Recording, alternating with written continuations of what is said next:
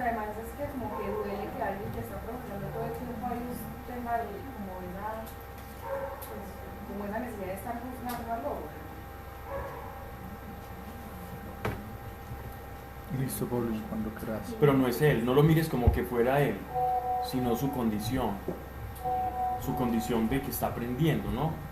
Nosotros no somos jueces, porque así como él juzga, nosotros también estaremos juzgando. Mira este que piensa así, quizás él piensa que haciendo eso te está haciendo un bien porque te está sacando de un error. Ok, ¿alguien me puede decir en qué capítulo terminamos antes de comenzar a orar? Versículo 8. Perfecto, o sea, llegamos a empezar 57. Sí, tienen razón. Ok, entonces vamos a invitar a nuestro Señor aquí a este lugar.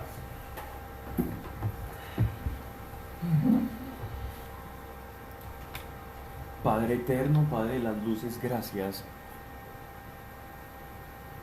por esta convocatoria que nos has hecho, ser partícipes de la gracia de tu reino, haber sido escogidos, elegidos y capacitados para expresar tu reino y las verdades que se hacen tal en nuestro corazón. Señor, que no se diga aquí cosa alguna que no esté de acuerdo a tu palabra, a tu voluntad. La verdad no nos interesa creer lo equivocado, Señor.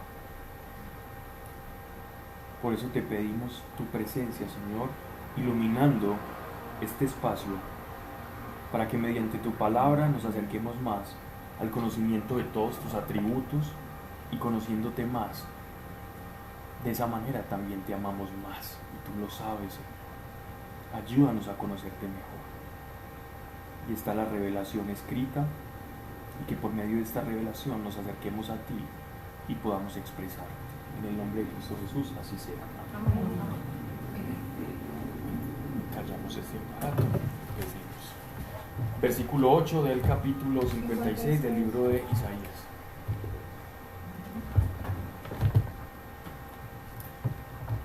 Oráculo del Señor, que reúne los dispersos de Israel. Cuando nos dicen acá dispersos de Israel, ¿a quién creen que se están refiriendo? Los dispersos de Israel, sí, pero ¿en qué contexto?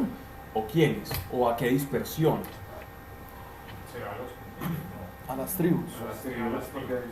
A las tribus, sí. ¿A qué tribus? A las que no son la de Judá A las 9:30. Ajá. Al resto de tribus del cautiverio. Entonces miren lo que les está diciendo Dios. Al Señor que reúne los dispersos de Israel. Está hablando en tiempo presente. Esta es una promesa para el pueblo de Israel. El pueblo de Israel, Dios lo está convocando para que se reúna otra vez en Israel. Esa es una promesa que el pueblo judío tiene, porque esto es una sentencia de Dios. Yo los estoy reuniendo, mi espíritu trabaja para reunirlos nuevamente. Y es que ya los judíos para esta fecha estaban completamente dispersos por todo el mundo. Por todo el mundo habían judíos, abriendo sinagogas, enseñando la ley, escribiendo, aprendiendo y volviéndose grandes. Ellos eran grandes comerciantes. Entonces, esos dispersos, digámoslo así, estaban viviendo sin el cobijo de la bendición de la tierra prometida, porque para los israelitas la tierra prometida era como su gran promesa. Entonces él está diciendo, mire, ustedes que están dispersos no han perdido esa gran promesa de recibir otra vez la tierra, que reúne a los dispersos de Israel. A los reunidos yo allegaré otros. Es decir, van llegando unos, después van llegando otros. Va a ser como algo progresivo. Verso 9. Todas las bestias del campo, venid a comer, todas las fieras de la selva. Entonces ya aquí el versículo 9, no sé si en sus Biblias está, que del versículo 8 al versículo 9 hay un punto aparte. Sí. ¿Cierto? Ese punto aparte no es casual, ese no es fortuito porque son dos ideas diferentes. Una es una promesa de la dispersión. Lo que pasa es que los redactores o los monjes, cuando nos entregaron la Biblia tal cual la conocemos, ellos se encargaron de poner lo que conocemos como los títulos y los versículos y los capítulos, intentando guardar una coherencia de acuerdo a un contexto. Pero hay Biblias que uno puede conseguir que vienen sin versículos, sin capítulos y sin títulos, de nada. Viene la Biblia tal cual, como fue. Entonces, y esa Biblia les animo a que de pronto se le busquen, la lean, porque ya no tiene como dónde termina, dónde empieza, y es un poco más limpia la lectura. Pero entonces aquí los traductores nos lo facilitan de alguna manera y nos ponen aquí un punto aparte, para separar dos ideas diferentes. Dios va a reunir a su pueblo, pero en el entretanto, cuando estén reunidos, va a suceder algo incómodo para el pueblo de Israel. Algo duro les va a comenzar a pasar. De todas las personas que llegan, van a llegar muchos tipos de corazones. Y nos va aquí a narrar un poco de cuando se esté comenzando a edificar nuevamente el templo de Jerusalén. Ellos van a vivir una serie de situaciones que ya las vamos a narrar aquí en manera profética y las vamos a ir explicando. Todas las bestias del campo, venid a comer, todas las fieras de la selva. En este caso, las fieras del campo representan a naciones extranjeras. ¿Okay? Luego de que Él les promete que todo va a ser muy bien y va a haber una reedificación, les está diciendo o está llamando irónicamente a que coman las fieras del campo, o sea, naciones extranjeras que vengan y azoten Israel. Pero vamos a entender el contexto un poco. ¿Por qué ocurre eso? ¿Por qué va a ocurrir eso cuando ya el pueblo de Israel cuando ya Ciro los devolvió, ellos están reconstruyendo, Nehemías y Zorobabel ya están empezando a hacer todo esto? Cuando uno lee todos estos textos bíblicos, hace alusión a que había una corrupción moral muy grande dentro de la jerarquía religiosa de Israel. Y por eso él dice lo siguiente, verso 10: mis guardianes son ciegos, todos, no entienden nada. Todos son perros mudos que no pueden ladrar. Esta expresión perros mudos, los guardianes, ¿quiénes eran los guardianes en el contexto de Israel? Hay un salmo muy bonito que dice: el Señor es el guardián de Israel, o el centinela que no descansa. Pablo, es que mi Biblia dice: ciegos son todas sus atalayas. Había atalayas, guardián. La torre, atalaya no es, en ese caso es una torre. Por eso la revista de los testigos de Jehová se llama Atalaya, que en inglés la traducción es watchtower, torre vigía, ¿no? Entonces esa es como la atalaya. Aquí también puede ser la red de pesca, pero no es el contexto. Mis guardianes son ciegos todos, no entienden nada. Entonces guardianes es el equivalente a la clase sacerdotal. ¿Por qué guardianes? Porque ellos son los custodios de la fe y de la ley. Pero no ladran. ¿Qué quiere decir? Que esos guardianes, que esos perros que estamos comparando como un perro guardián, no le explican a la gente cómo cuidar la ley, sino que se encerraron en sí mismos y la gente está haciendo y mezclando la fe con una cantidad de cosas. ¿Por qué? Porque los guardianes los perros no están ladrando. Entonces dejaron entrar al ladrón. No entienden nada, todos son perros mudos que no pueden ladrar. Soñadores se acuestan, son amigos de dormir. Soñadores, se acuestan, son amigos de dormir. Es decir, están como en una especie de pasotismo espiritual, quietos, aletargados.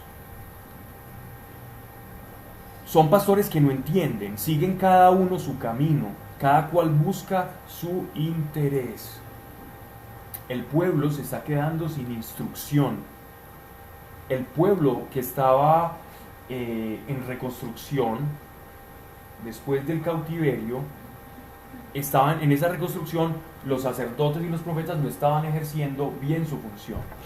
Se estaban ensimismando otra vez, que es lo que Dios constantemente les dice: ustedes son sacerdotes para que sirvan al pueblo, para que enseñen la ley, para que se expresen a los demás, no para que se resguarden en sí mismos y en su fe.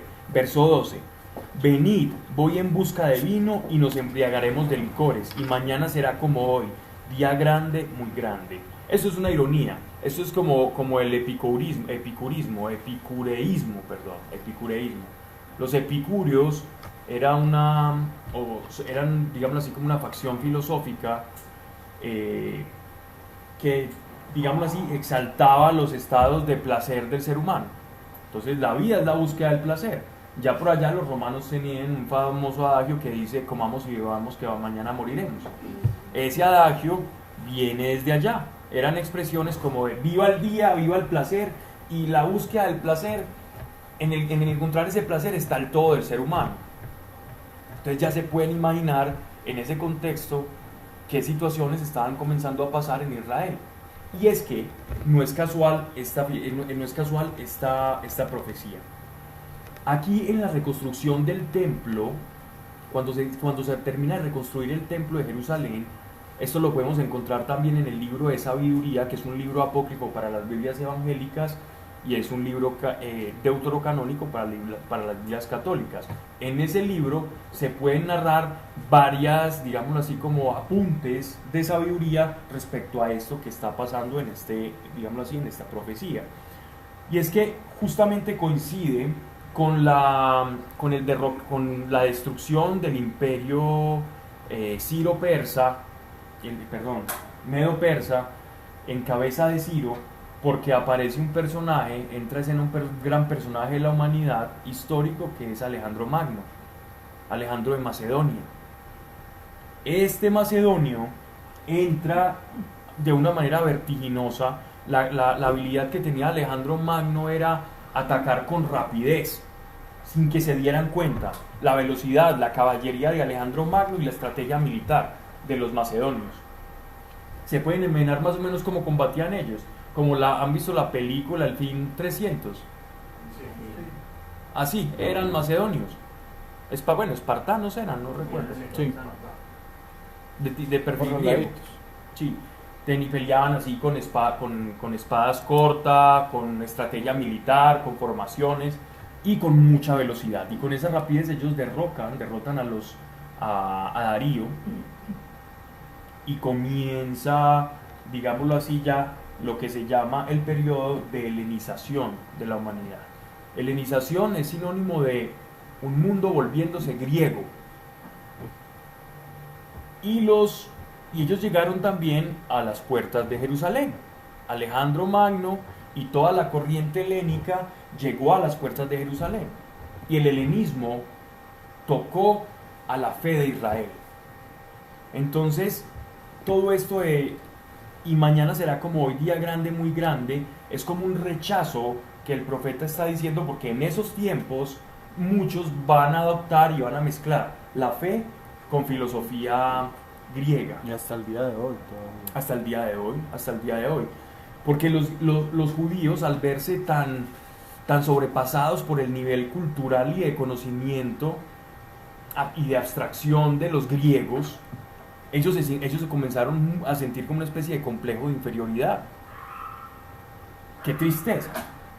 Los heraldos del Dios Altísimo empezaban a oír hablar a los griegos y a los que estudiaban y a los judíos de la diáspora, de la dispersión, que vivieron en ciudades griegas, llegaban nuevamente a Jerusalén repatriados, o porque querían volver o digámoslo así, como a celebrar los ritos y todo eso, cuando escucharon la noticia de que el templo había sido erigido nuevamente, y empezaron a hablar de manera muy profunda, muy sabia. Ya sabían hablar griego, arameo, y entonces ellos escuchaban a los sacerdotes y no, nosotros sabemos de filosofía griega, de Platón, de Aristóteles y todo eso. Y hubo como una especie, esto lo digo como en el ambiente, ¿no? En el ambiente se deja ver como nosotros también queremos ser como los griegos. Y comenzaron a mezclarse muchos su fe radical, su fe al Señor, y a mezclarla con filosofía y con cositas así, con principios filosóficos y estoicos.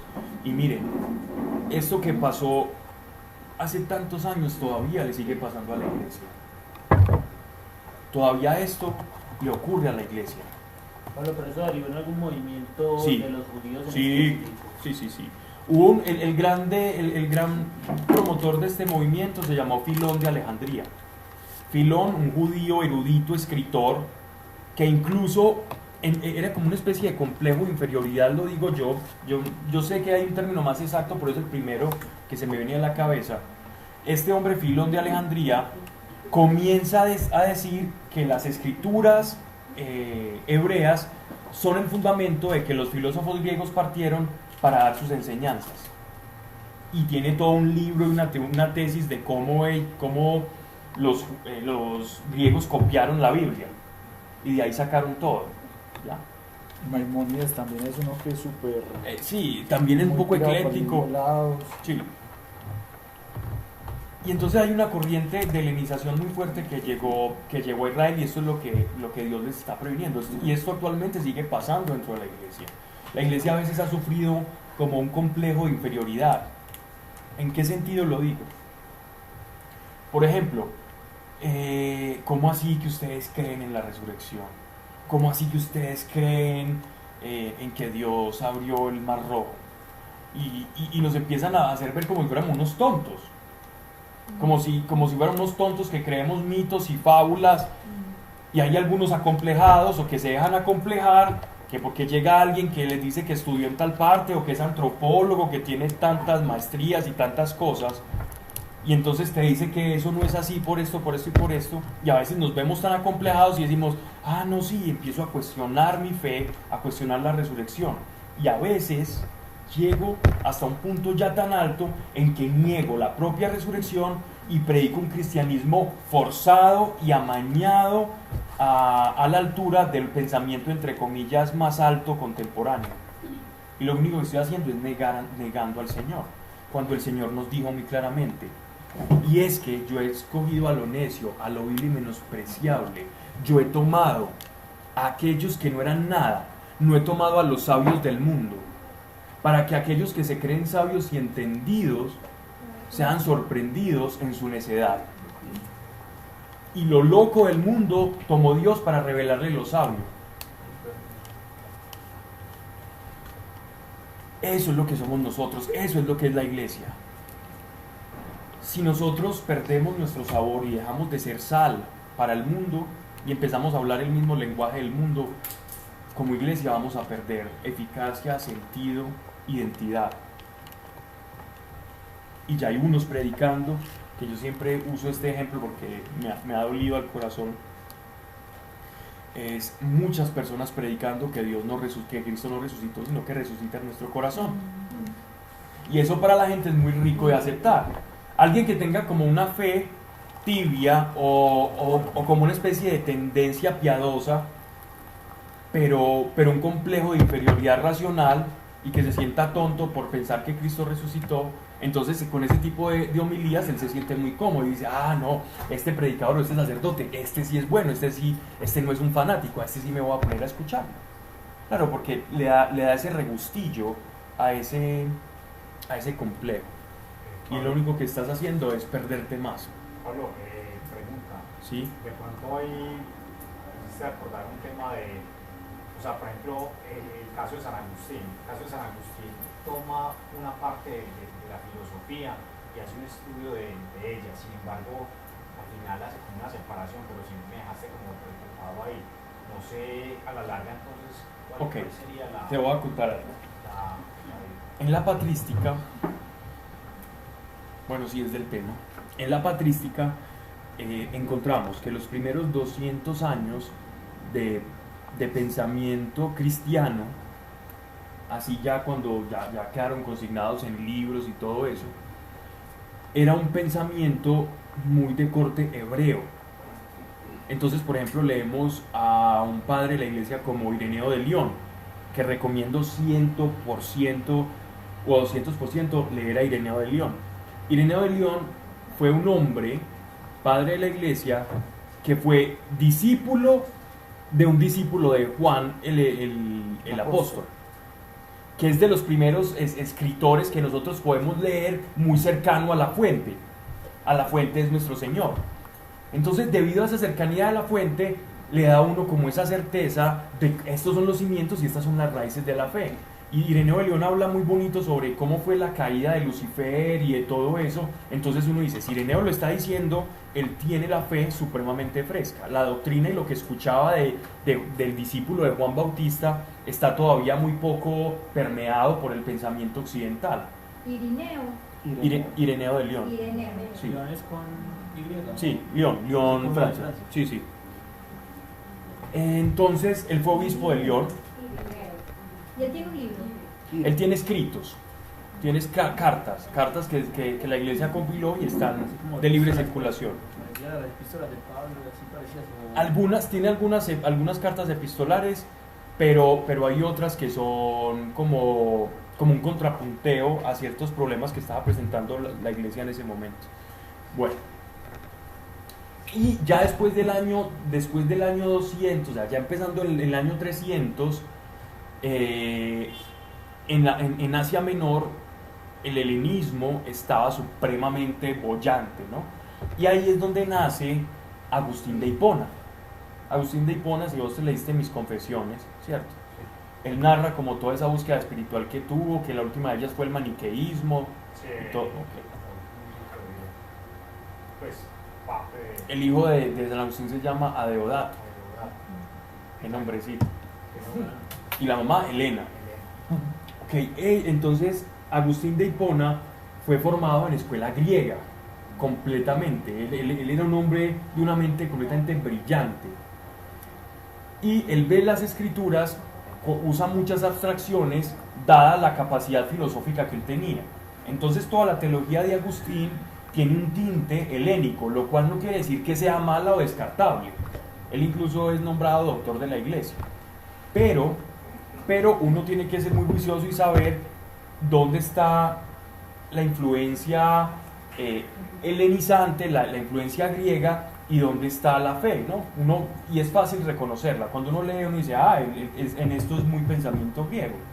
Y es porque, por ejemplo, los hebreos tienen el lenguaje hebreo es un lenguaje que para hacer filosofía es terrible. Si uno se va a poner a hablar de cosas profundas y abstractas con el idioma hebreo, es más difícil, o tiene que dar más vueltas para dar una idea. En cambio, el griego tiene muchas palabras que te abren muchos conceptos y puedes hablar de cosas muy abstractas, como por ejemplo las diferentes formas del amor que los griegos concebían en su lenguaje. Los judíos hablan de amor y ya, pero los griegos hablan de eros, hablan de ágape, hablan de fileo, dependiendo de la circunstancia en que ese amor se manifiesta. Entonces, eso también le dio una riqueza al pensamiento cristiano, ¿no? Pero uno sí tiene que saber cuál es la fuente y cuál es el origen. No satanizarlo, pero sí reconocer las influencias. Sí, porque él hablaba en un momento de esa corriente filosófica que lo marcó al principio, cuando era muy joven, y era sobre un bien y un mal. Sí, eso se llama maniqueísmo. El maniqueísmo. Y hablaba siempre de eso al principio. Fue con San Ambrosio, que fue el que empezó a... Ambrosio de Milán, él entró a la catedral de Milán y lo escuchó predicar y dijo... cambió digamos que la manera de pensar. Ajá. Entonces empezó a hacer como todo el tema, pero pues sí me tenía que respeto. Fue el hombre al que él más respetó durante toda su vida, fue Ambrosio de Milán. Estaba escuchando una homilía sobre la salvación y él escuchó, él dijo, esto tiene que ser verdad. Y él no pudo contradecirlo filosóficamente ninguna de las palabras de Ambrosio y así fue la conversión de San Agustín. Bueno, total, el helenismo no es malo. Malo es cuando yo empiezo a cambiar la verdad por cosas que decían los filósofos griegos. Ninguno de nosotros fue criado dentro de un núcleo judío. Y si aprendemos hebreo es porque lo hacemos no por cuna, sino porque queremos profundizar en la palabra o etcétera, etcétera, o diversos intereses. Pero nosotros lo hacemos con el castellano, que es una lengua igual muy rica también para expresarse. Entonces, no porque es hebreo es mejor, no porque es castellano o es griego es menos mejor, sino que lo importante es no cambiar la cosa. Yo puedo decir lo mismo en castellano y en hebreo. Y si hay palabras que yo no puedo decir que son en hebreo y que en hebreo tienen una connotación, entonces la digo en hebreo y explico qué significa. y de esa manera permanece puro las cosas. Por eso es que hay algunas Biblias, unas traducciones, como por ejemplo la Biblia de Jerusalén, que hay muchas palabras que no las cambian y las dejan en hebreo tal cual. Por ejemplo, la palabra Nefelim en el principio, en Génesis capítulo 6, esa expresión en la Biblia de Jerusalén dice Nefelim, porque Nefelim tiene tantas interpretaciones y es algo tan profundo que entonces la dejan así. Entonces algunas dicen gigantes, otros dicen hombres muy grandes, otros dicen hombres valerosos, pero como no es lo uno ni es lo otro, sino que tiene una connotación más profunda, entonces la Biblia de Jerusalén dice Nefelim. Ok. Todos son perros mudos que no pueden ladrar, soñadores se acuestan, son amigos de dormir. Son perros voraces, insaciables, son pastores que no entienden, siguen cada uno su camino, cada cual busca su interés. Venid, voy a busca de vino y nos embriaguemos de licores y mañana será como hoy, día grande, muy grande. Está criticando esa clase y ese modo de pensamiento que está permeando la cultura del pueblo de Israel. 57.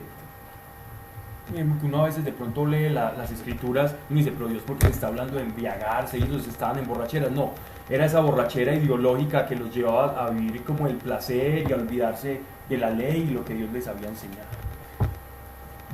Capítulo 57, verso 1. El justo perece y no hay quien... Voy a leer otra traducción. La gente honesta muere y a nadie le importa. Los fieles a Dios desaparecen sin que nadie entienda que ellos son llevados para evitar que sean víctimas de la maldad. Si no hay pastor, esto va en relación al capítulo 56. Si no hay pastor, si no hay una persona que diga, mire, por aquí es, yo viví esto por aquí, y por aquí vi que sí es, no hay alguien que dé una pauta, una luz, porque están permeados de otra ideología, entonces cuando habla ese pastor, cuando habla ese sacerdote, cuando habla ese, entre comillas, profeta, ¿qué es lo que va a decir?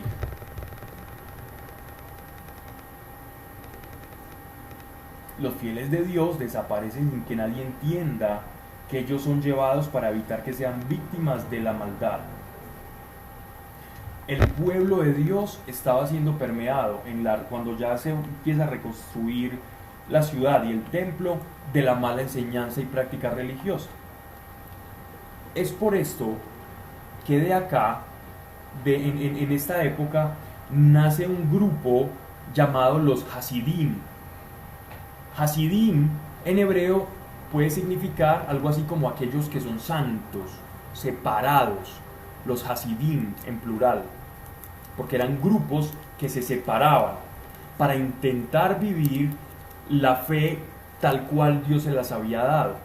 Se hacían grupitos, como veían que ya estaba tan corrompido el pueblo en su enseñanza religiosa, entonces empezaron a hacer grupitos pequeños y a separarse, y el pueblo los conocía como los Hasidim o los justos, los santos.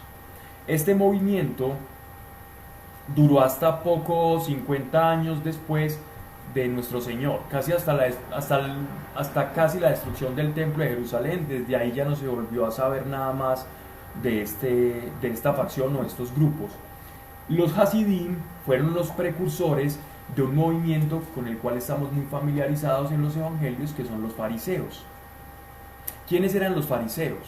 Los fariseos eran personas, un grupo de personas de estos Hasidim, que a través del tiempo fueron evolucionando en sus prácticas y en sus enseñanzas, y gracias a ellos se fundaron lo que conocemos al día de hoy como las sinagogas. Las sinagogas fueron producto de estos Hasidim, porque como los sacerdotes y ellos no estaban enseñando la ley como era, entonces ellos se hacían en grupo. Así nacen las sinagogas, para enseñar los rollos de la Torá tal cual Dios se los había dado, sin mezclas, sin adulteraciones, sin cosas de ese estilo. Así es, y entonces se enfrascaron ahí. Muy buenos, muy virtuosos, la gente los apreciaba como tales. Sin embargo, cuando yo actúo en la carne todo el tiempo, comienzo a padecer de una enfermedad que se llama religiosidad. Los fariseos empezaron como un movimiento purista, como un movimiento puritano, separado, digámoslo así, como de los que no practicaban la fe y la Torah como era, y terminaron siendo esclavos de sus propias reglamentaciones, de sus propias reglas. Lo que empezó como un movimiento purista, o sea, su gran virtud, a la postre terminó convirtiéndose en su talón de Aquiles o en su esclavitud. Y miren lo siguiente: estos fariseos nacen para contestarle al mundo griego y a decirle: mire, señores, ustedes son griegos, nosotros tenemos nuestra ley y nos respetan nuestra ley. Y muchos se adhirieron a esa causa farisea. Y lo que nació bueno, miren, después son los evangelios, que dice nuestro Señor de los fariseos, que dice nuestro Señor del movimiento fariseo.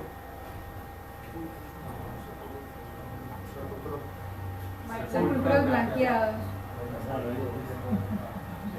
¿Y qué les dice? Ustedes no entran ni dejan entrar. No entran al cielo ni dejan entrar a los demás. Es decir, se les aplicaba completamente estos textos de Isaías, porque no conocían la voluntad de Dios. Se enceguecieron en su propia legalidad, en su propio puritanismo, y terminaron confundiendo y llevando para confusión a otros.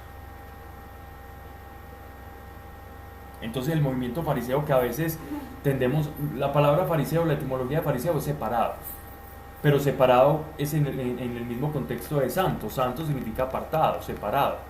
Eso es santo.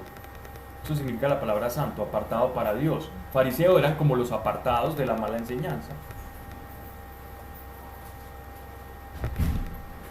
Todo lo que nace de una buena intención, si no tiene a Dios, por muy buena intención que tengamos, no va a prosperar. Acercaos pues, vosotros, hijos de la bruja, generación de la adúltera y de la prostituta. ¿A qué se refiere nuestro Señor con esto? Ya habló de los dirigentes religiosos, ya habló de los hasidim. En ese momento los hasidim se referían a los puros, pero cuando estaban buenos, cuando empezaron bien, antes de corromperse en su propio legalismo, ellos eran los que morían a causa de los necios. Ya en este versículo 3 nos va a hablar de los idólatras. Recuerden que en el contexto del Antiguo Testamento, Israel es la esposa del Señor, es la esposa de Dios. Entonces, el irse en pos de otros dioses ajenos es prostitución. La prostituta se va a acostar con un montón de personas y se corrompe y se vende. Ellos también se venden a otros dioses porque ya tienen su esposo. Vosotros, hijos de la bruja, generación de la adúltera y de la prostituta, ¿de quién os burláis? ¿A quién hacéis muecas y sacáis la lengua? Y ahí viene que los niños hagan eso. Parece que eso es como natural al ser humano, como hacer sacar la lengua como signo de molestia, de bullying, de desaprobación. Miren, y es como dentro del lenguaje universal, ¿no? Pues una cara, De rechazo, sí. Este pasaje, si no comprendemos el contexto histórico, nos podemos perder un poquitico a quién va dirigido. Pero este pasaje está dirigido a los samaritanos, a Samaria. Samaria era una región, cuando ellos repoblaron Canaán, había pueblos samaritanos viviendo ahí. Y los samaritanos tenían la costumbre de mezclar, de sincretizar todo. Entonces ellos sí hablaban de Dios, hablaban de Abraham, de Jacob, de Yahvé, pero también le rendían culto a Moloch, sobre todo al dios Moloch. Ellos estaban como en la mitad de Galilea y Judea, ¿cierto? Entonces era paso obligado para las tribus del norte y las tribus del sur. Por eso Jesús utiliza el camino del buen samaritano, porque ellos tenían que cruzar. Dice: generación de la adúltera y de la prostituta, ¿de quién os burláis? ¿A quién hacéis muecas y sacáis la lengua? como si los samaritanos y aquellos que practicaban todas esas religiones de Moloch y cananeas se burlaban de los puritanos, es decir, de estos tipos que no se mezclaban, que permanecían fieles los esposos, que no practicaban el pecado, la hechicería, de que guardaban el sábado y hacían todas esas cosas que para estos otros samaritanos eran ridículas. Entonces se burlaban de ellos. ¿Ustedes por qué hacen eso? ¿Usted por qué está orando? Digamos, llevando esto como al mundo contemporáneo. ¿Usted por qué hace eso? ¿Usted por qué ora? ¿Usted por qué va a un grupo? ¿Qué es eso, hermano? Usted puede estar haciendo otra cosa, vaya, produzca. Y se burlan, ¿no? Como la mofa del mundo. ¿No sois vosotros hijos de pecado, raza de mentira, encendidos de concupiscencia bajo el terebinto y bajo todo árbol frondoso? Y es que en Samaria y en Canaán había un culto a los árboles sagrados. El terebinto era considerado dentro de las culturas paganas como un árbol sagrado.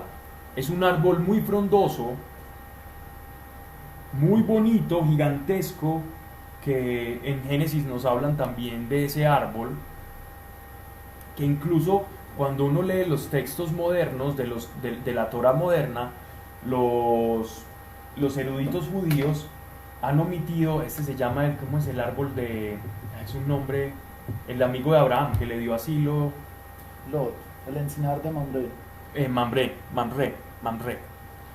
Mamre era un terebinto, ¿cierto? Era uno de estos árboles gigantescos de raíces frondosas que las culturas paganas les rendían culto, porque según ellos, dentro de esos árboles habitaban unas deidades, unos espíritus de la naturaleza, unos dijim, y estos dijim o estos genios de la naturaleza les daban bendiciones o maldiciones, y había todo un culto a los árboles sagrados. Y hay una historia respecto a eso, que a ese encinar, a los encinos o los terebintos, que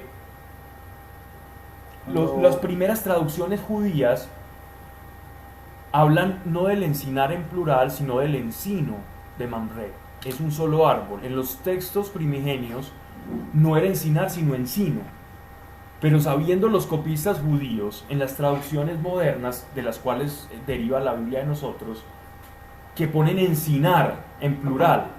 ¿Por qué? Para que los judíos no fueran a idolatrar el encinar de Mamre o el encino de Mamre y se fueran allá a hacer cultos, porque allá Dios se le había aparecido a Abraham. Entonces los mismos judíos se blindan como de la idolatría, porque saben que la tendencia del corazón es: hay un lugar, Dios me habló en este lugar y ya lo volvemos sagrado.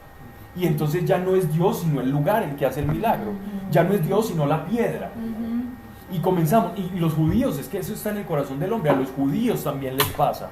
Y entonces los copistas de la Biblia, si cuando uno lee una Torá, hay abajo un comentario donde dice, y ese encino en singular es el primer texto que se ha encontrado de Génesis, pero después las traducciones las ponen en plural para que la gente no se vaya ya a peregrinar a buscar dónde está ese encino. Pero si usted dice encinar, no es lo mismo decir el pino de Abraham a decir el pinar. Pinar es una cosa, vaya usted a saber cuál es, pero si hay uno es porque era un árbol muy característico de la época, y es que había un culto a los árboles. Por eso nuestro Señor les está diciendo a ellos acá: encendidos de concupiscencia bajo el terebinto y bajo todo árbol frondoso, donde se hacían toda serie de cultos afrodisíacos. Afrodisíaco viene de Afrodita, la diosa del amor, la diosa griega del amor.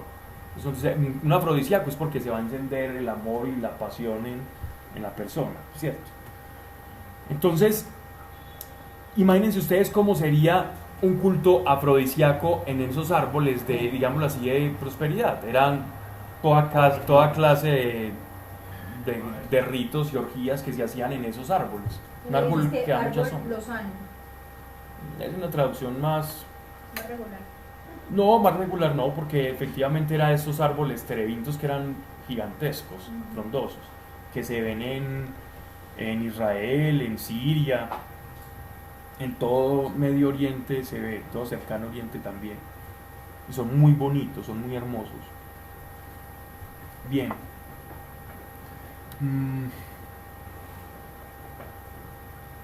sacrificando niños en el lecho de los torrentes, en los huecos de las peñas. Esos sacrificios de infantes se hacían al dios Moloch, eran sacrificios de sangre. Generalmente se hacían como en el nacimiento de un río o donde habían peñascos, porque después de cada sacrificio se tenía que levantar un altar, un masebá, así le llamaban los hebreos. Y estos masebás, generalmente dependiendo del tipo de la deidad y de la característica del sacrificio, se tenía que hacer la altura de piedras. Y hay un montón de morritos de esas piedras que se ven los que viajan los peregrinos que viajan a Israel. Hay muchos de estos montículos de piedra. Entonces, ¿esto qué es? Era después de hacer un rito, un pacto con un dios, un sacrificio, levantaban un altar, rememorando y consagrando ese lugar a esa deidad o a ese dios. Entonces él está diciendo, ustedes que hacen esto se burlan de los justos. Miren esto de la idolatría o de la tendencia en el corazón a veces a confundir la materia y las cosas que no son como si fueran Dios, que incluso a nosotros nos pasó. Cuando yo tuve mi experiencia recibiendo el bautizo del Espíritu,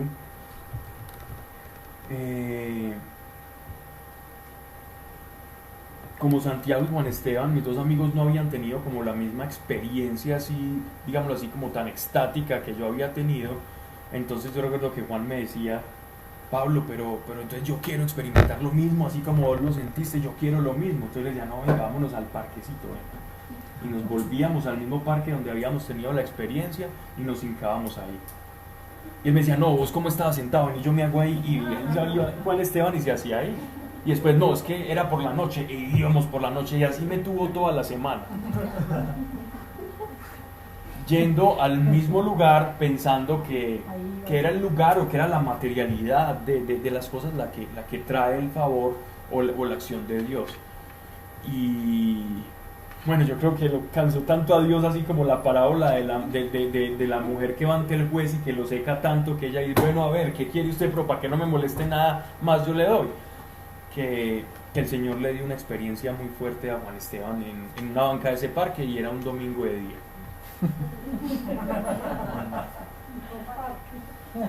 No.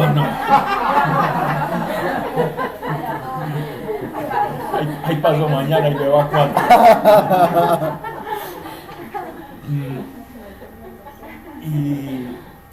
Y entonces fue bien curioso. Y entonces ya después se nos añadió Santiago.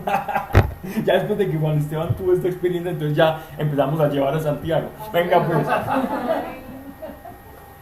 pues Santiago, que aquí son las torpezas del neófito, pues del que está comenzando a caminar con el Señor, que uno no entiende. Y bueno, y nada, y Santiago nada, ya llevamos 2 semanas, no, Dios, vos no querés igual a Santiago, y comenzamos a interpretar y a elucubrar todas las tonterías en nuestro corazón.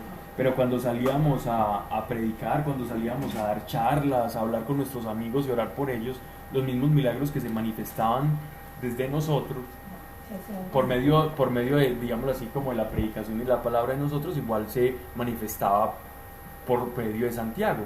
Y los frutos del Espíritu se manifestaban en Santiago. Y el Señor poco a poco nos fue enseñando que no es el lugar y que no son las formas, y que Él actúa en uno y en cada uno como Él quiere, pero que la medida para conocer la actividad del Espíritu Santo no es una experiencia extática, sino los frutos del mismo. Si hay frutos del Espíritu Santo está, si no hay frutos del Espíritu Santo indudablemente no está. Son los frutos del Espíritu Santo los que demarcan su propia acción.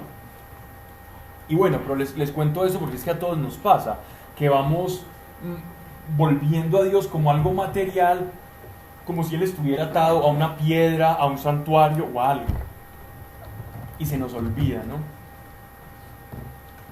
Pablo, en relación con lo que está diciendo de Samaria, el primer verso que decía que los justos eran arrebatados, pues para que no fueran llevados por el mal, eso fue lo que hizo Dios con el pueblo de Israel. Por eso fue que Él los entregó a ellos, era como para limpiarlos de todas esas aberraciones. Era una purificación completa porque estaba tan arraigada. Empezaron con los sacrificios ya infantes, sí. Por eso fue que ya dijo, sí. no, ya. Es más, En el sudeste de Jerusalén existía un lugar que nuestras Biblias en griego traducen como la Gehenna. La Gehenna de fuego. Claro, pero entonces, yo ya pues ya entendimos lo de los lugares, que no es el lugar, sino que es Dios, que no son las piedras, pero entonces está mal hecho, por ejemplo, las grutas que utilizan tanto. O sea, es como malo. Romanos capítulo 14. El que leyó ahora. No está malo.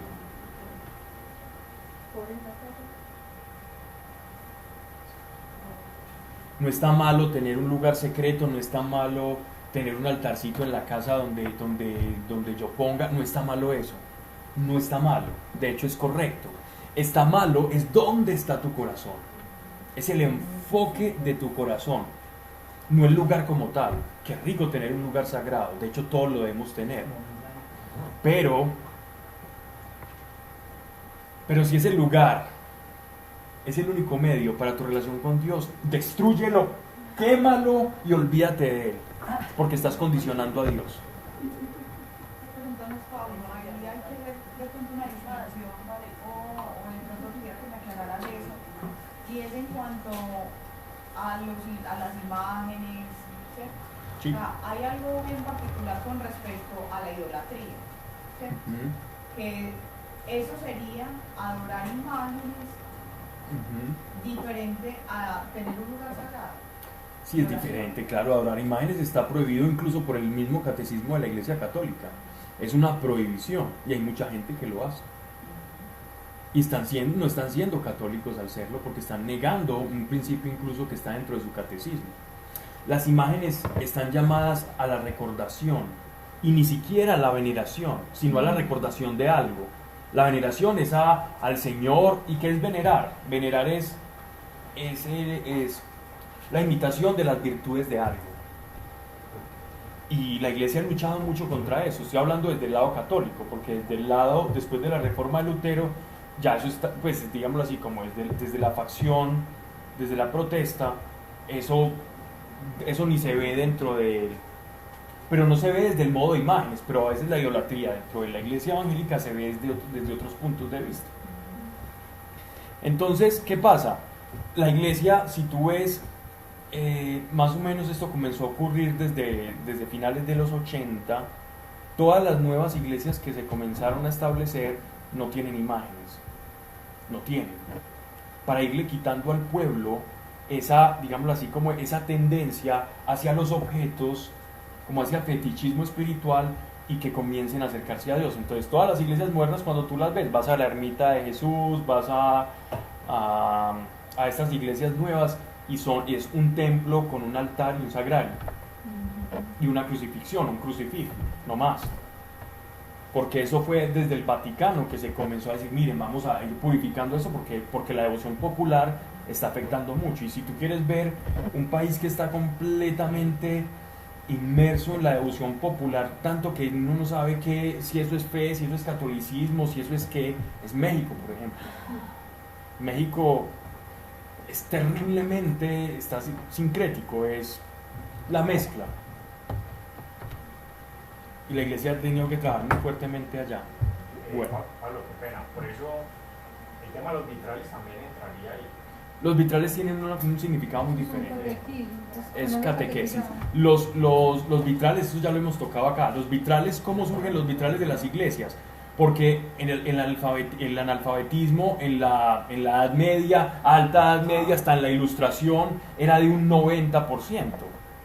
En la Edad Media era de un 99%. Solamente los monjes, los frailes, sabían leer y escribir, y algunos reyes, algunos que tenían tutores.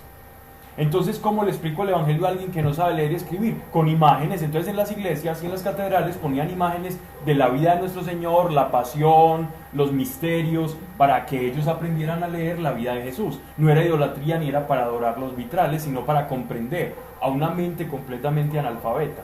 Lo que pasa es que nosotros ahora leemos a la luz de ser todos personas estudiadas, la mente de una persona antigua que no sabía, necesitaba un símbolo para saber de qué le estaban hablando, porque ni siquiera tenían acceso a la Biblia.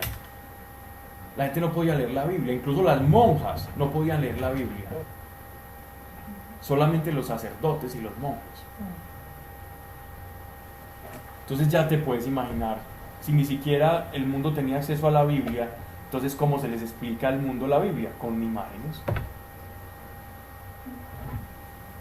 Pero la cura terminó volviéndose un poco en su contra y las personas terminaron adorando una imagen X, una cosa y eso terminó volviéndose un caos, un problema de fe. Imagino que eso también aplica para las procesiones y todo eso. Sí, y por eso ha disminuido, porque la gente se centra en la estatua o en tocarle la estatua al santo, que uno va a las iglesias de pueblo y el pobre San Antonio ya no tiene uñas, no tiene piecitos. ¿Han Está visto? despintado. Despintadito. Y la gente pelea por cargar. Sí. Pelea por cargar. Y por tocar también, la Sí, gente es. va a O lograr. sea, se visten súper bien, muy elegantes para dar un recorrido hasta el final. O sea, si lo estás haciendo pensando en el Señor, en el sufrimiento, pues como en el valor de la redención, pues es diferente. Pero si tú estás haciendo por seguir una estatua Hay problemas en tu corazón. Claro, es la intención. Incluso miren esto, porque ¿qué es una procesión? Es lo mismo que cuando tú ves la película de la Pasión de Cristo. Es lo mismo, es una imagen proyectada de alguien que está emulando a Cristo y aquí están emulando, pues pero el caso es que es una estatua. Pero si vamos a ver el trasfondo es el mismo, te están mostrando eso. Ya adorar esa imagen o ver que esa imagen es especial o que me va a hacer favores o que la de esta iglesia es más bonita, y ahí ya tu fe está con problemas. Ya tienes una pequeña infección espiritual que hay que tratar. Ahora voy y quería decir algo que no se me pase sobre la idolatría, pero miren, es muy fácil uno ver la idolatría en el contexto religioso, de íconos religiosos. Es muy fácil uno medir, claro, sí, la estatuica y yo no sé qué, y la milagrosa y el milagroso, y el que se incendió en la iglesiecita y quedó sin manito, entonces el Cristo sin manito de donde, yo no sé dónde, y este es el que hace milagros. Todo esto es muy fácil uno de medir la idolatría, pero es que la idolatría, esa es la idolatría fácil de percibir, esa es la escandalosa. Pero cuando mi meta es solo conseguir dinero, dice incluso el Señor que esa es peor. Él dice, raíz de todos los males es el amor al dinero, de todos los males, dice el Señor que es eso. Pero claro, nos vamos a la estatuica. Pero ¿y si estoy amando el dinero qué? Es muy fácil ver hacia allá, porque es más evidente. O otra cosa, o llega un ícono de la canción, un artista afamado, y ves personas desmayándose, haciendo filas de horas para escuchar a un pelmazo ahí, que canta bonito y ya, y entonces es una cosa, una vaina, pues hay una cosa tremenda. Si eso no es idolatría, entonces ¿qué? El gato. Todas desmayadas por el gato. Las voluptuosas. Entonces miremos la idolatría dónde está, porque es muy fácil ver en la entidad religiosa o en la persona ajena. Ay, mira con la estatuica, que una estampita y solo anda con ella, o el detente y le tiene una fe al detente. Entonces es muy fácil.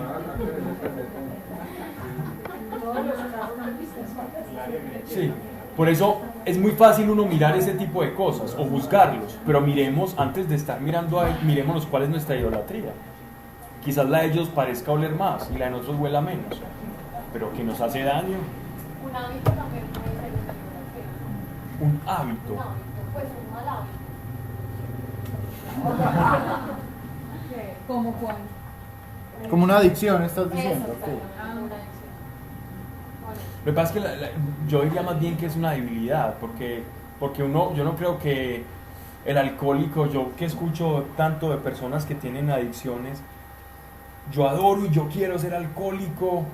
No, antes se quieren desprender de eso. No están amando eso, sino que en su debilidad no lo pueden controlar. Por ejemplo, Entonces, puede ser la televisión. Hay gente que no puede vivir sin el televisor. Pero es lo mismo, así. lo que dice Pablo, esos son más como malos hábitos, porque es que idolatría es algo en lo que vos pones tus esperanzas y tu fe. Exacto. No, eso Entonces- como que ciegamente, no sé, en otra persona. Exacto, esa es la palabra. Y esa palabra puedes vivir, pues como cosas de ese estilo. ¿no? Todo lo que yo ponga por encima de Dios se podría decir que es un ídolo hasta cierta medida, pero en lo que yo ponga mis esperanzas, ¿cierto? Mi anhelo, ese es el verdadero ídolo, ahí se configura la verdadera idolatría.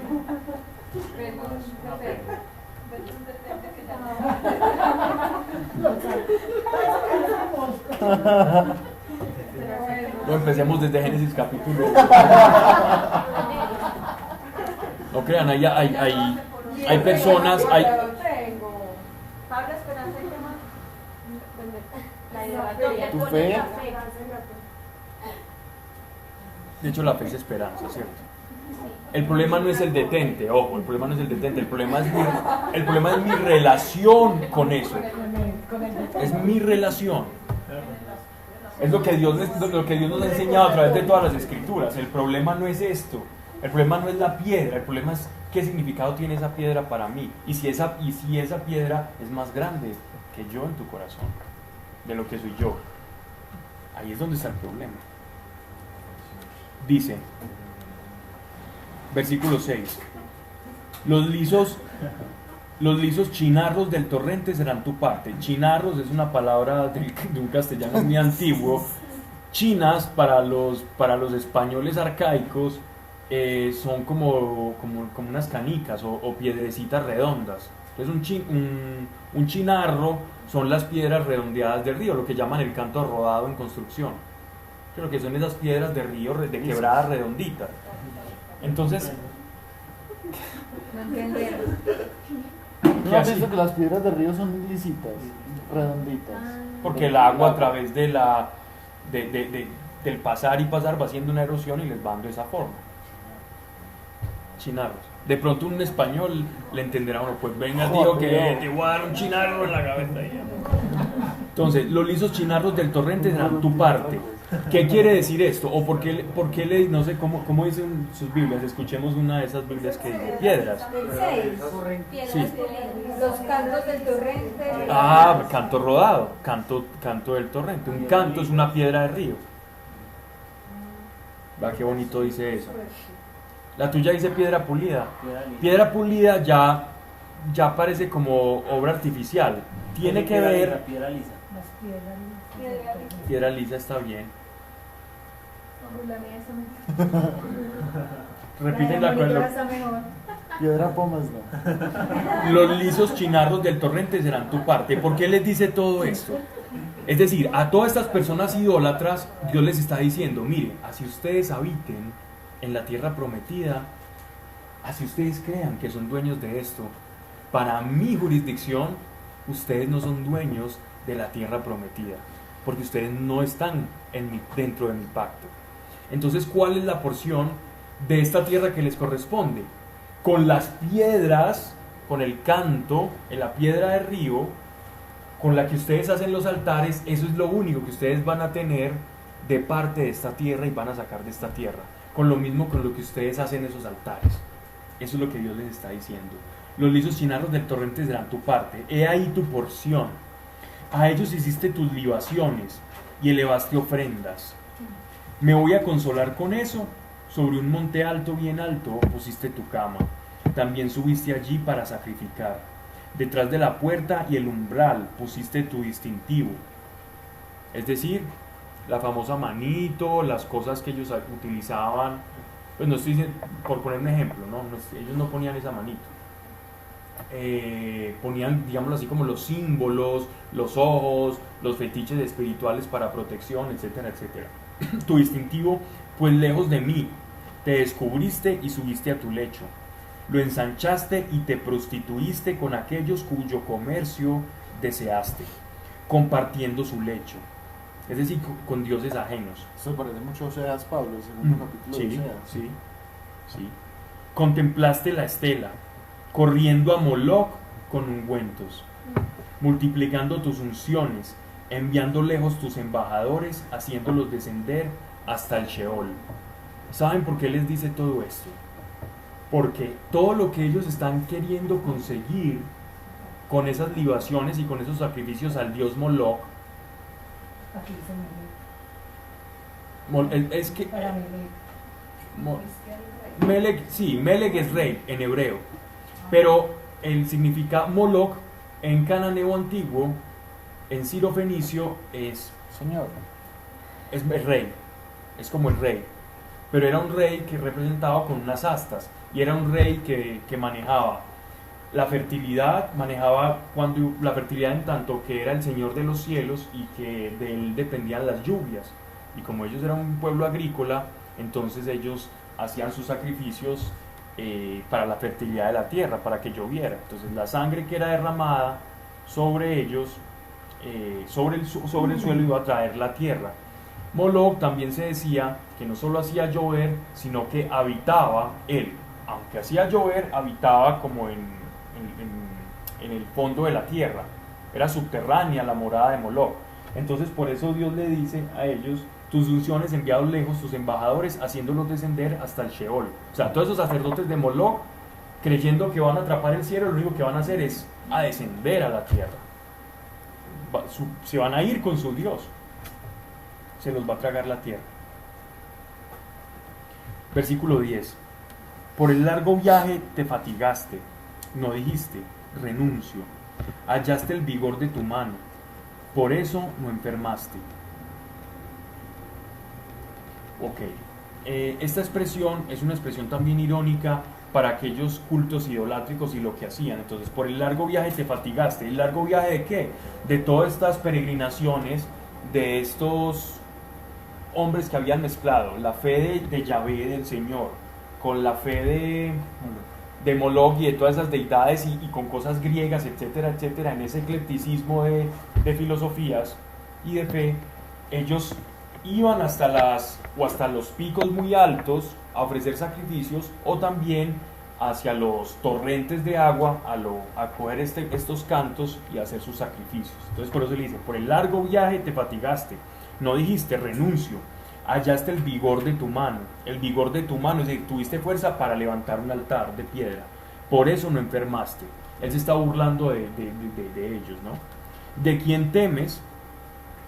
¿Qué te asustas para renegar de mí, para no acordarte de mí, ni hacerme caso? Es decir, le tuviste miedo a Moloch y a esos dioses cananeos de los cuales te hablaban, que si no les hacías sacrificios te iba a ir mal en la vida, pero no me temiste a mí.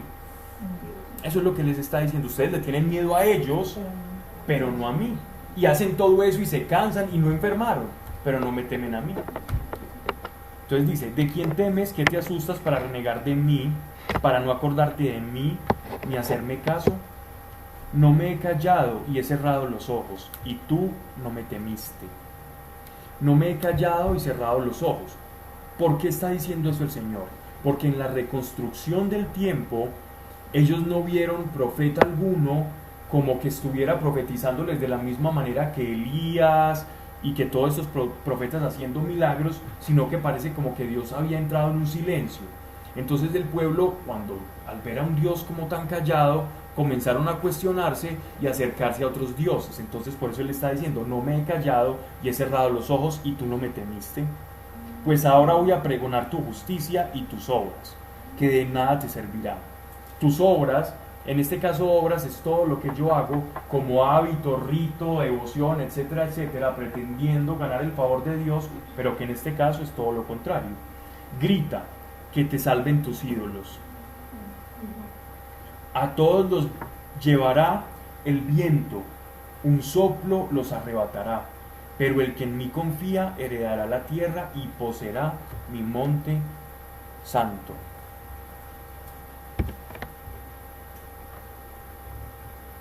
Verso 14. Esta palabra, este capítulo está escrito todo en prosa, es decir, como en rima, a manera de un poema. Y se dirá: abrid camino, allanadlo, quitad los tropiezos del camino de mi pueblo. Porque así dice el Altísimo: tropiezos y todo lo que los esté desviando de la fe, cuya morada es eterna y cuyo nombre es santo. Yo habito en un lugar elevado y santo, pero también miren esta expresión tan impresionante que el Señor nos da acá. Él les está diciendo a todo este pueblo, miren, yo soy inaccesible por naturaleza, yo soy el Altísimo y mi monte es muy alto, porque es que les tenía que hablar a ellos de cosas que ellos pudieran medir y tangibles. Entonces no era que Dios vivía en un monte, sino que es la manera en que ellos lo van a asociar a algo inaccesible, algo que está por encima. Dice, yo habito en un lugar elevado y santo, pero también habito con el contrito y humillado. ¿Qué es la palabra contrición? ¿Qué es una contrición? Arrepentimiento. Ajá. En sus Biblias dice arrepentimiento. No. Dice contrito. Verso 14. Humillados y abatidos, Ujú. para avivar el espíritu de los abatidos, para avivar el ánimo de los humillados. Entonces miren que hay un paralelismo entre el Dios Altísimo que desciende a la sensación de necesidad más baja y más visceral del ser humano. Es un parangón, es una comparación, un paralelo entre un Dios inaccesible y santo, pero que lo atrae el arrepentimiento humano. Como lo más alto solo necesita de arrepentimiento para morar ahí, en lo más bajo, que es un corazón necesitado. Lo más alto atendiendo a la necesidad primaria del ser humano, la necesidad de trascendencia y de encuentro con el Señor. Para hacer revivir el espíritu de los humillados y reanimar los corazones contritos. No solo llega a decir yo existo, sino a transformarnos. Pues yo no quiero estar siempre contendiendo, ni quiero estar siempre enojado, porque sucumbiría ante mí todo espíritu y las almas que yo he creado. Es decir, si Dios se enoja mucho tiempo, no aguanta a nadie, el Voltaire. Por la iniquidad de su avaricia yo me irrité, y ocultándome le castigué sañudo y rebelde. No es que aquí está mal esta traducción, aquí debe haber le castigué, coma, sañudo y rebelde. Sañudo es con saña, es decir, le castigué por cuando uno hace algo con saña, es como premeditado, malicioso, mezquino, con subterfugios por allá por debajo, malicia. Entonces dice, le castigué ceñudo y rebelde, marchó por los caminos de su corazón. Sus caminos los he visto yo, pero yo le sanaré. Le conduciré y le consolaré a él y a sus afligidos. Por esta expresión, nuestro Señor dice en el Evangelio de Juan que Él nos va a mandar a aquel que da consuelo, al Parácletos, al Espíritu Santo, para que esta palabra se haga realidad en cada uno de nosotros. Y los consolaré a Él y a sus afligidos, haciendo que sus labios prorrumpan en acción de gracias. Y es que el Espíritu Santo en el día de Pentecostés, ¿recuerdan ustedes cuando todos los prosélitos forasteros que llegaron a celebrar la Pascua, y el día de Pentecostés, el día de la fiesta de los tabernáculos en Jerusalén, cuando ellos escucharon a todos los discípulos, apóstoles, en ese aposento alto, hablar en sus propias lenguas, los sirios, los arameos, todos, los elamitas, los partos, los medos, todos escuchaban en su propia lengua, que eran lo que escuchaban. ¿Recuerdan? Capítulo 2 de Hechos de los Apóstoles. ¿No se acuerdan qué escuchaban? Lenguas. Sí, pero ¿qué decían esas lenguas? ¿Qué era lo que decían que ellos escuchaban? Y escuchábamos en nuestra propia lengua. ¿Qué escuchaban? Acción de gracia y las maravillas del Señor. Entonces se estaba cumpliendo esto. Y consolaré a él y a sus afligidos, haciendo que sus labios prorrumpan en acción de gracias. Esto era lo que estaban hablando los apóstoles y los discípulos con el don de lenguas, expresando las maravillas del Señor en acción de gracias, en la gratitud del Espíritu de que la promesa se había materializado. Voy a leer, ¿quién me ayuda con Hechos de los Apóstoles capítulo 2? En la venida del Espíritu Santo. Ahí en los títulos, no recuerdo el versículo. Ni tampoco me esfuerzo mucho en memorizar. Sí, ahí está. Al cumplirse pues los días de Pentecostés estaban todos juntos en un mismo lugar, cuando de repente sobrevino del cielo un ruido, como de viento impetuoso que soplaba y Sí, se mis toda la personas casa preferidas donde de la estaban. Al mismo tiempo vieron aparecer como lenguas de fuego que se repartieron y se sentaron sobre cada uno de ellos. Entonces fueron llenados todos del Espíritu Santo y comenzaron a hablar diversas lenguas, las palabras del Espíritu Santo ponían su boca. Dice así. Sí, y comenzaron a hablar en diversas lenguas las palabras que el Espíritu Santo ponía en su boca. Y aquí que Había a la sazón de Jerusalén judíos piadosos y temerosos de Dios de todas las naciones del mundo. Divulgando pues este suceso, acudió una gran multitud de ellos y quedaron atónitos al ver que cada uno oía hablar a los apóstoles en su propia lengua. Así, pasmados todos y maravillosos se decían unos a otros: por ventura estos que hablan no son todos galileos, rudos e ignorantes, pues ¿cómo es que los oímos cada uno de vosotros hablar nuestra lengua nativa? Partos, medos y elamitas, los moradores de Mesopotamia, de Judá y de Capadocia, Ponto y Asia de Menor, Asia, los de Frigia y de Panfilia, y de Egipto, los de Libia, confiante, Tranquila.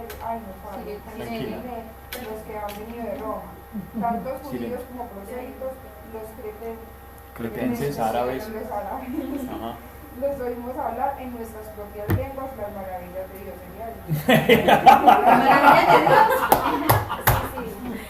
Era ese pasaje. Subir toda esa montaña para decir ese 2:11. ¿Qué? Era 2:11. Les oímos proclamar en nuestras lenguas las maravillas de Dios. Todos estaban estupefactos y perplejos y se decían unos a otros: ¿qué significa esto? Otros en cambio decían riendo. Están borrachos, llenos de mosto. Sí. O sea, borrachos pues, a las 9:30 de la mañana, terrible. Ok, a la hora nona. Bien. Hechos de los Apóstoles fue lo que estudiamos antes de este libro, ¿cierto? Tenemos que tener fresquito. Bien. Pero cuando, acá dice Pablo que cuando se llenaron del Espíritu Santo, entonces dice, se pudieron hablar en lenguas diversas, según el Espíritu les concedía expresarse. Ajá. Cada uno decía cosas diferentes. Lo que su espíritu en acción de gracias dijera, pero todo era como en maravillas del Señor. Y algunos revelando misterios de Dios ahí en lenguas. Bien, esto es lo que pasa acá. Labios prorrumpen en acción de gracias. Paz, paz al que esté lejos y al que está cerca, es decir, a los dispersos y a los que ya están. Dice el Señor: yo le curaré. Pero los impíos son como un mar proceloso. Proceloso es agitado, brioso, caudaloso. Un mar proceloso que no puede aquietarse y cuyas olas remueven cieno y lodo. No hay paz, dice el Señor, para los impíos. No hay paz. Pablo, esta paz es la reconciliación con Dios, ¿sí? Completamente. Esta es la paz, no es sosiego, aunque la reconciliación con Dios trae sosiego, ¿cierto? Pero es la reconciliación con, qué bueno ese apunte. Esa es la verdadera paz.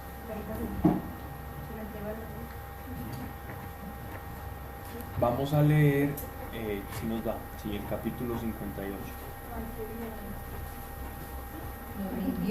Este sí va en todo el contexto del que estaba hablando ahorita. Miren pues. Clama a voz en cuello sin cesar.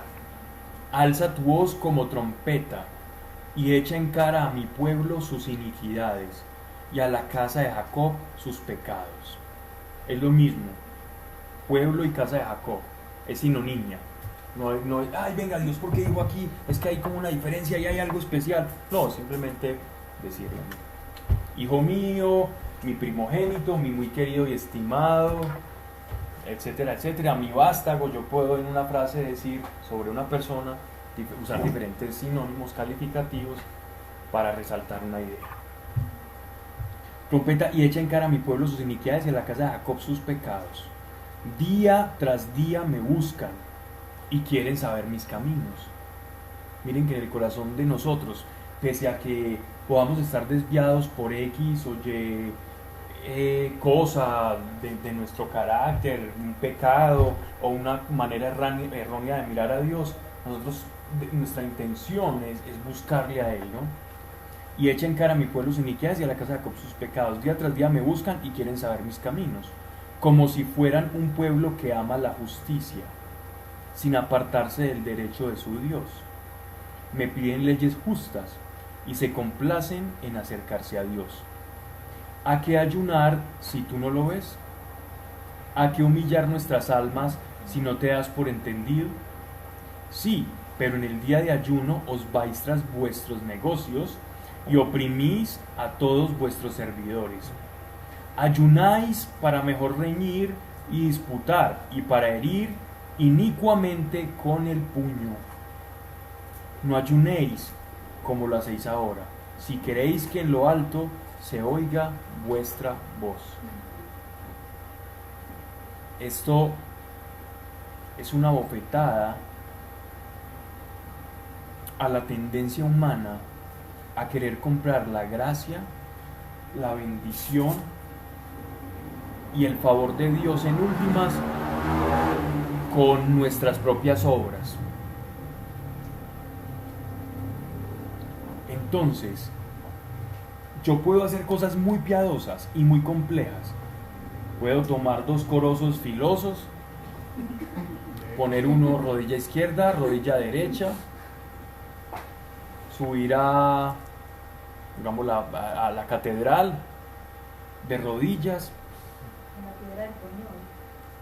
a la piedra del Peñol de rodillas, buscando el ser escuchado. Dios no va a ver eso mal, no crean que Dios va a ver eso mal. Yo bajo las escaleras, muy piadoso, llego a mi casa, resulta que me dan una mala noticia de que alguien me difamó, dijo algo en contra mía. Yo llamo a esa persona, lo insulto y le digo cuántos pares son 3 moscas. Y en el entretanto, yo creo que hubiera sido mejor que no hubieras subido a la piedra del Peñol, que hubieras ahorrado, porque ciertamente Dios no te escuchó. Porque lo que hiciste con mucho esmero y con tus obras espiritualmente no tiene ninguna validez. Eso es lo que el Señor les está diciendo al pueblo. Si quieren ayunar, ayunen de su maldad.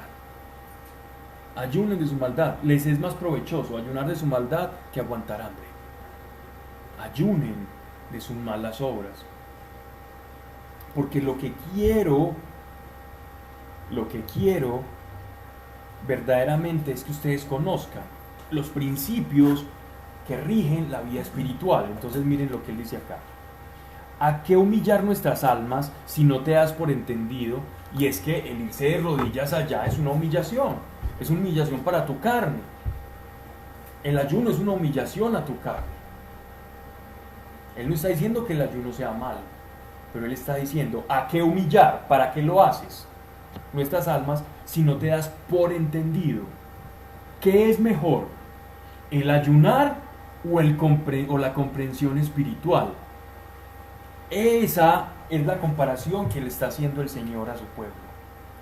Yo prefiero que comprendan los principios que rigen la relación conmigo y la vida espiritual a que hagan cosas externas que parecen muy fuertes y sí, muy dignas de admiración, pero que a la postre no te van a generar ningún favor especial conmigo. Porque con obras no puedes comprar el favor de Dios. Pero un capítulo antes sí nos dijo que seduce al Señor. Y que dice, siendo yo lo más alto, ¿qué me seduce?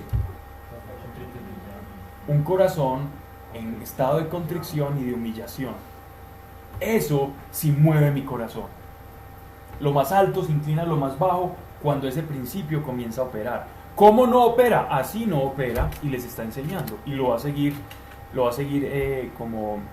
ahondando. Voy a leer el próximo capítulo. Pablo, eso no es como lo que dice Jesús más en el Evangelio, que dice que, o sea, los que van y oran allá afuera para que los vean, más bien vete a tu cuarto y Totalmente. Es lo es mismo, eso. o sea, Es lo mismo. exactamente el mismo. Es lo que llamamos el legalismo. El legalismo, cómo yo con obras pretendo ejercer influencia espiritual. Las obras y el espíritu no son compatibles. Yo no puedo hacer nada para ganar el favor de Dios. Es decir, cosas muy grandes. Como si Dios se estuviera maravillando. ¡Wow! Este aguantó hambre 2 meses seguidos. No, a este sí no le voy a hablar, le voy a gritar. Pero entonces tiene un corazón contrito y Es un corazón que comprende qué principio de Dios está violentando, está afectando, por el cual está pasando por un problema. Cuando yo reconozco eso, cuando yo logro descubrir, aquí fue donde yo fallé, empieza a proceder en mi corazón la contrición, es decir, esa necesidad de Señor, me equivoqué, pero me equivoqué porque nace esa equivocación, la puedo descubrir porque hay algo que yo comprendo. No matarás, descubrí que no debo matar, Señor, yo no sabía, nace una contrición porque yo había matado, etcétera, etcétera, y ahí descubro como un principio, el principio de no matarás. Entonces así es que nace la contrición del corazón. Cuando un principio de Dios hace sombra sobre mi pecado, sobre mi afrenta, etcétera, etcétera, yo descubriendo esa sombra digo, Señor, te necesito, solo en ti tengo salvación, solo de ti depende mi vida. Y es allí cuando el Señor habla. Hay diversos ayunos, por ejemplo, hay ayunos muy buenos que son ayunos de información. Personas que se aíslan completamente para no recibir información, ni de televisión, ni de personas, ni de libros, y se dedican solo a estar con el Señor. Sería una manera de ayunar también, si uno quiere escuchar la voz de Dios.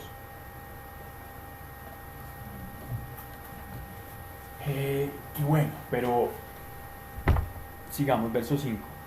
¿Es acaso así el ayuno que yo escogí? Miren esto. ¿Es acaso así el ayuno que yo escogí?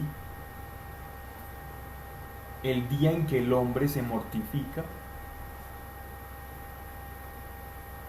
como si mortificándonos consiguiéramos bienes espirituales, como si la moneda de transacción espiritual fuera la mortificación de la carne, fuera el cilicio, fuera el flagelo.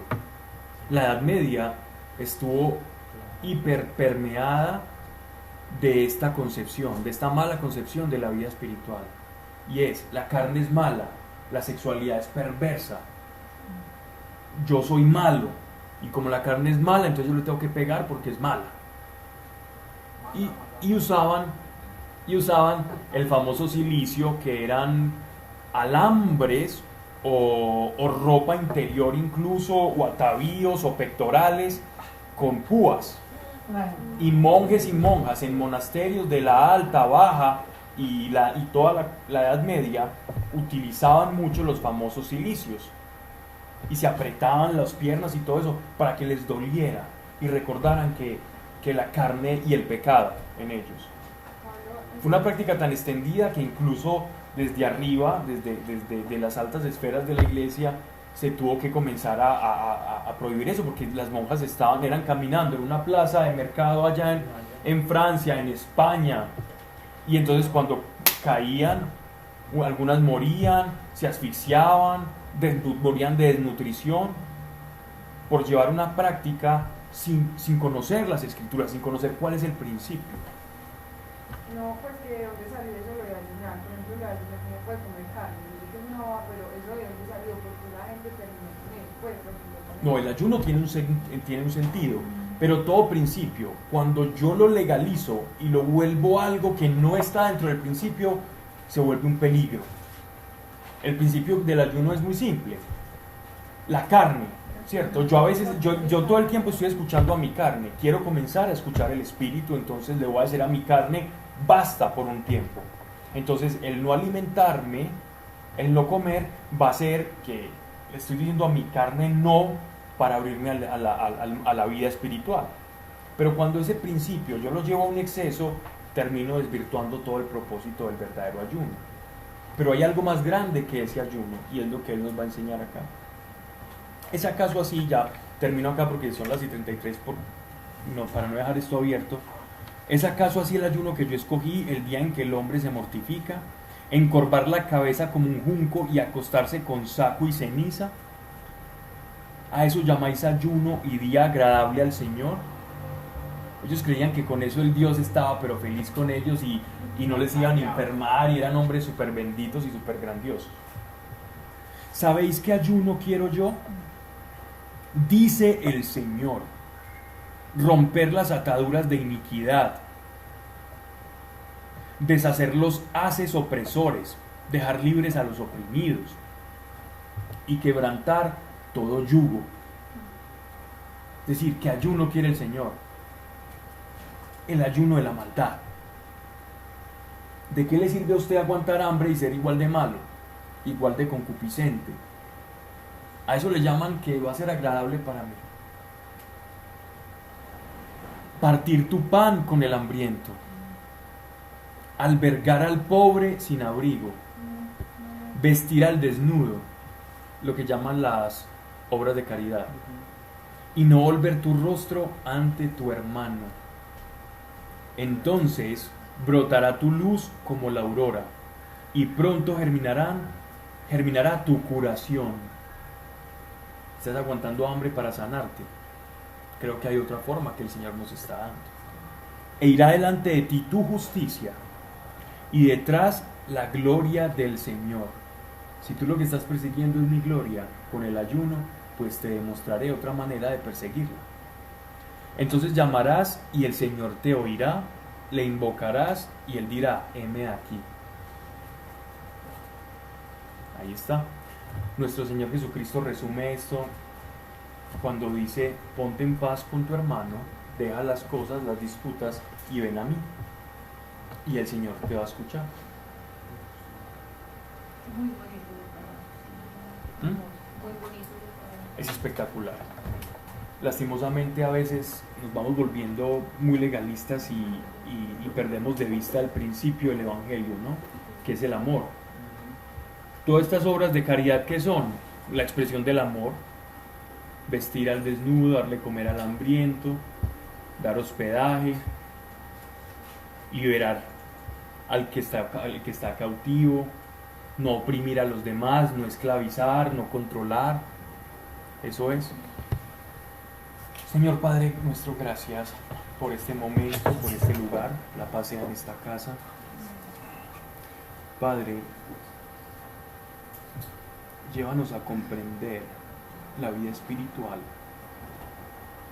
tal cual la has concebido, Señor, en este nuevo pacto que sellaste con la sangre de tu Hijo, nuestro Señor Jesucristo. Ayúdanos a comprender y a vivir por principios espirituales anclados en nuestro corazón. Y no permitas que lo que nace puro, Señor, incluso por un celo desmedido, lo manchemos con corrupción de la mente o con hábitos que creemos que son muy buenos. No dejemos que mancillemos la fe con obras, Señor, para que nuestra fe siga siendo limpia. Padre, gracias. Ayúdanos a perseguir tu bendición.